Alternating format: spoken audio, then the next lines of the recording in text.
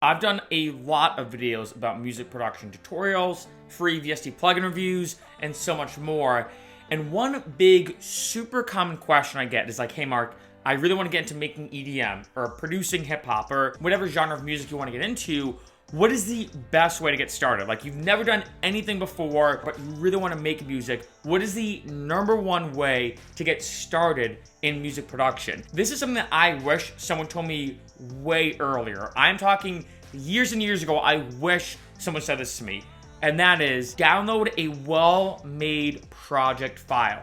Here's what I mean. When you're making music or producing music, you're going to use a DAW or digital audio workstation. It's the program that you use to make music. And when you're making music in that DAW or in that program, the project file is what you make when you're making a song. And it has everything from the arranging, the composition, everything from all the aspects of engineering like compression, EQing, mixing, mastering, all these different elements of making music. And especially in the beginning, it is super overwhelming. There's so many different things to think about, whether it's music theory, how to arrange a song, sound design, especially when it comes to electronic music. There are just so many little things to think about that's super overwhelming.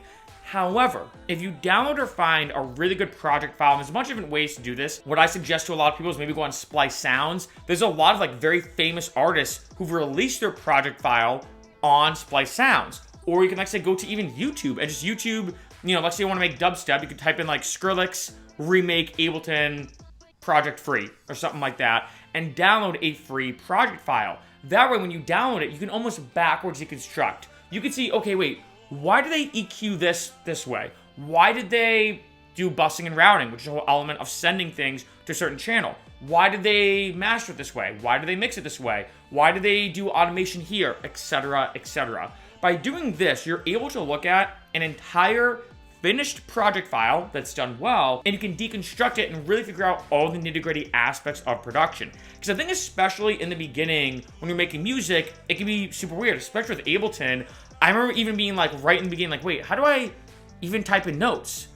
How do I enter in notes on Ableton? And then eventually I figured out, you have to insert MIDI, or create a MIDI track, then insert MIDI and blah, blah, blah. But when you have a fully finished project file, I think it allows you to see everything a lot more in depth. And if you think about it, it's a great way to learn from an expert in production to see exactly what they did to then release that song.